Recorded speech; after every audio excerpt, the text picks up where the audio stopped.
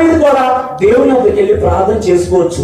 దేవుడు కూడా దావీదుతో మాట్లాడతాడు, దావీదు విజయాన్ని కూడా కలుగజేస్తాడు. కానీ దావీదు ఏం చేశాడు? ఏఫోదు తెమ్మని ఆ యొక్క సేవకుడికి చెప్పాడు. మనకున్న సమస్యలు ఒక్కోసారి పరిస్థితులు ఏమి అర్థం కాదు, మనం ప్రార్థన చేస్తూ ఉంటాం కానీ పరిస్థితులు ఏమి అర్థం కాదు. అలాంటప్పుడు మీకు దేవుడు అనుగ్రహించిన సేవకుల యొద్దకు మీరు రావాలి. సొంత నిర్ణయాలు తీసుకోకూడదు. చేతులు కాలిన తర్వాత ఏదో పట్టుకుంటే లాభం లేదంటారు. అలాగా మన సొంత నిర్ణయాలు తీసుకోకూడదు.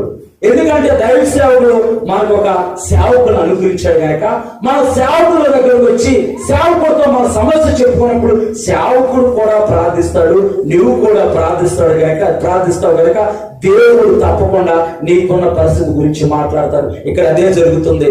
దావీదు అబ్యాతారు దగ్గరికి వచ్చి ఏఫోదు ధరించుకొని వారిద్దరు కలిసి దేవుడి దగ్గర మొదలుపెడుతుంటే దేవుడితో అన్న చదవ మావచ్చు. యెహోవా